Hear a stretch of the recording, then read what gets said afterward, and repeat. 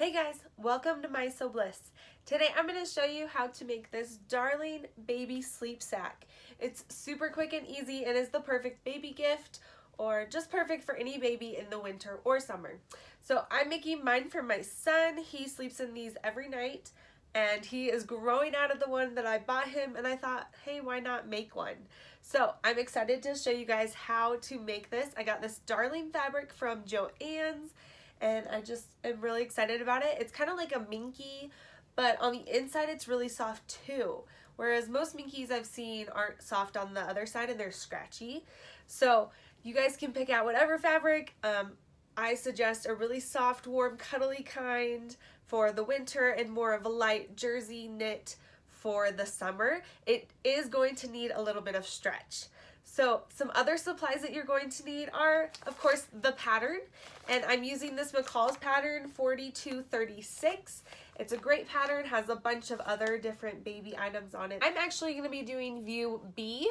So the sleeveless version, I just like that one a little bit better, but there are other versions like the one with sleeves and mittens or the one that has a little bit of bunching on it. I think that's super cute. And then you're going to need a 24-inch zipper.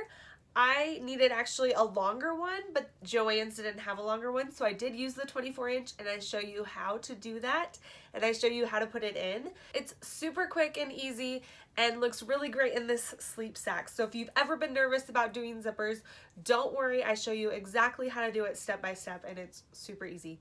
So let's get started. Now, when you go to cut out your fabric, you want to make sure that the nap of the fabric, or the way the fabric is laying, the way you brush your hand across it, is the same on every single piece. So here the nap is going down. I can press it with my hand and it's really soft this way. If I go this way, it just kind of bushes up a little bit. You can kind of see it on this bear right here.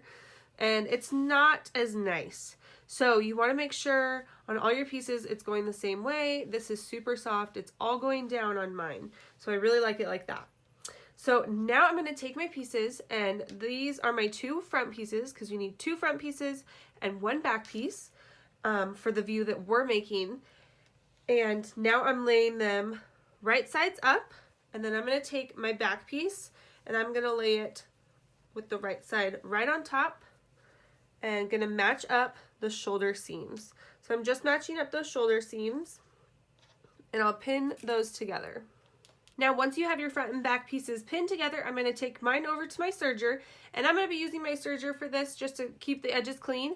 But because it's a knit fabric, you actually don't even need a serger, but you are going to be wanting to use a stretch stitch or a zigzag stitch, just something that will stretch with the fabric as it stretches. So I'm going to be taking mine over to my serger and serge right across those shoulder seams. Now, with those shoulder seams sewn, next we're going to finish off our neckline. So I'm just laying it flat on my table with the wrong side up, and I'm going to take my seam gauge right here, and I'm going to find 5/8, and that is how far over I want to fold the neck edge. So I'm just going to be folding it up. I'll fold it a little, find out if that's right, and then I can pin it.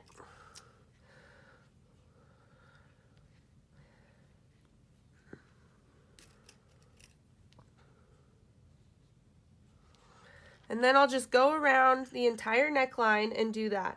After your neckline is all pinned, you're going to go over to your sewing machine and just do a regular stitch about 1/4 inch in from the fold. So I'm just coming in 1/4 inch and stitching all the way around. Now, after I've sewn that neckline, one thing that I like to do is go on the inside on that seam that we created and see how there's all this excess right here. I'm going to actually just trim that out because I don't really want it there.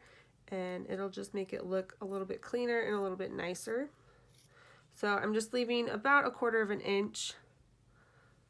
There we go, about 1/4 inch left over, just so the seam stays in place, but this way it'll just be finished off really nice. Now, for our next step, I need to know where this circle is on my pattern. And I actually forgot to mark it when I had my pattern piece on my pattern, which is okay because then I can go in with my seam gauge and just measure it, and it's about 1 3/4 inches. So then I can come over to my pattern and line up 1 3/4 inches and put a pin, and that's where my circle is going to be. So then when I do the next step, I'll know when it's referring to the circle that that's where it is. However, before I go and do that next step, I want to check with my zipper to make sure it's the right length. And for mine, it actually was too short. So my zipper is going to go to about right here on my pattern. So I'm actually going to take my pin and place it right where the zipper pull is, maybe even just slightly above it so that it'll finish it off nicely. And with my edges lined up, I'm going to mark that right there. Because now for this next step, we're just going to go over to our sewing machine and stitch from the bottom up to this part right here. So this is going to be my new circle. If your zipper fits just fine, use the circle that is on your pattern piece, which I'm just doing the largest sleep sack, so that's why mine is so long. And then my zipper, I got the longest zipper at Joann's and it still doesn't fit, which is okay because the baby's still going to easily be able to be put in there. So that's why I'm moving my circle up here. But if you don't need to, don't worry about it and just use the circle that is on your pattern piece. I'm going to go over to my sewing machine and at 5/8 of an inch, I'm going to stitch up to my pin or to my circle and back stitch, and then I'll be ready to start placing the zipper in. Now, once you've done your regular stitching up to that circle, wherever it is, you can then leave your front pieces right sides together, and from the circle point up to the very top, I'm going to go over to my machine and I'm going to baste them together. And a basting stitch is just the longest stitch on your sewing machine. So for mine, that's going to be a 5. So I'm going to be using a 5 stitch length, and I'm going to stitch all the way to the top. Now before we place our zipper in, we actually want to take this and I'm going to hold on to the seam that I just created. I'm going to fold it in half again, but I want the left seam, so I'm going to say this is my left one, this is my right one. I'm going to push to the side, and I want my right one all by itself. I don't want any other fabric with it, because then I'm going to take the zipper and I'm going to open it up,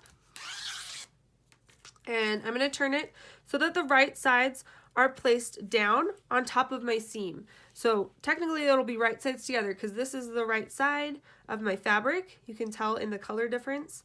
And I'm just going to place that right on top of that right seam that I just put by itself. So when I come to the top, I want to fold the extra tab right here because the zipper teeth end right here at this silver stop. So I'm going to fold that down and place this right at the edge of my fabric. I'm going to line it up right here, and I'm going to pin that in place.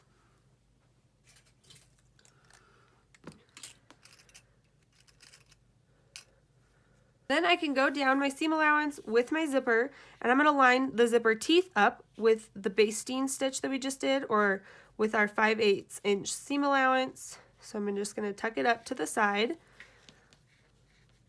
and pin that all the way down to the bottom.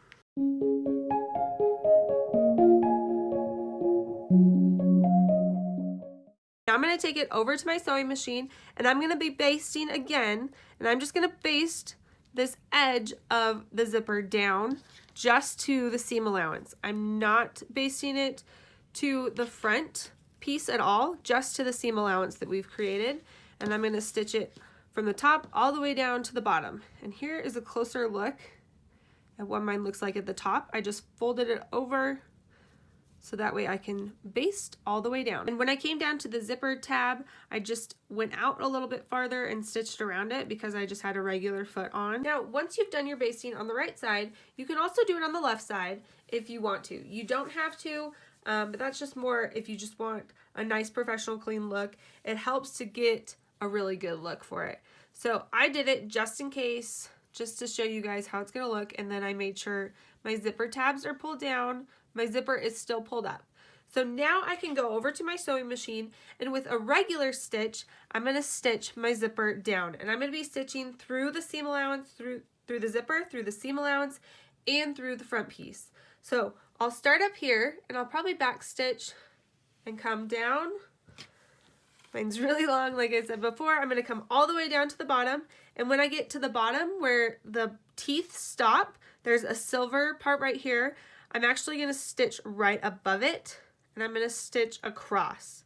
And I'm going to stitch across and then go all the way back up to the top and back stitch at the top. One thing that I haven't mentioned that can be important when sewing with zippers is using a zipper foot. So this is my zipper foot for my machine. I do have a Bernina. So yours might look a little different. A lot of them just come with this bottom part of the foot and not this top part. This is important to use when sewing a zipper because you can get close to the teeth, but not get on top of them, because if you stitch them, that could ruin the zipper from working. But it gets you close enough so that it looks really nice and can be more discreet. So especially for this step, I'm going to be putting my zipper foot on my machine, and like I said before, just stitching all the way around. Here's what it looks like when I'm stitching with my zipper foot. I just pivoted and stitched across the zipper teeth right here. So now I'm going to be stitching up, and I'll just be stitching right along, and mine is actually right along where those basting stitches are. I'm stitching pretty much right on top of them. So I'm just going to do that all the way till the top. Now, once you've sewn all the way around the zipper, you're then going to lay your fabric out on your table, right sides up, and I'm going to take my seam ripper and I'm going to start pulling the threads that we basted together so that it'll open up the zipper in the front.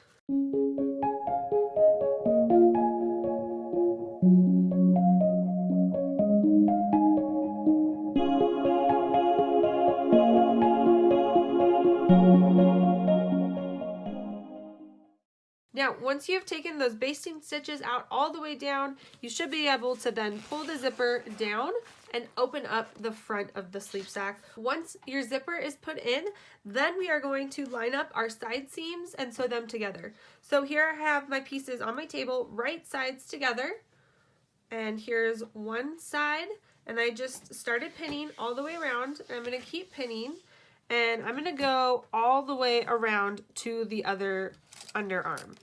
So I'll just pin up my raw edges, and there are a few notches that I can pin up as well. So if you cut those out, make sure you're matching them up.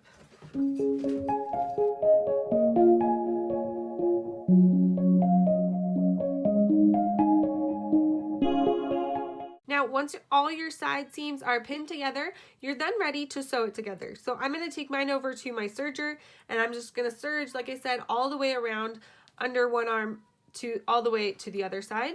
So if you don't have a serger, you can use your stretch stitch again, and the pattern does suggest doing it twice, and I think that would be really nice just to reinforce it, because usually my son kicks a lot and pulls a lot on his sleep sack, so that'll really help in the long run for longer durability. Now for our final step, we're just finishing off the armholes, and we're doing it exactly like how we did the neckband.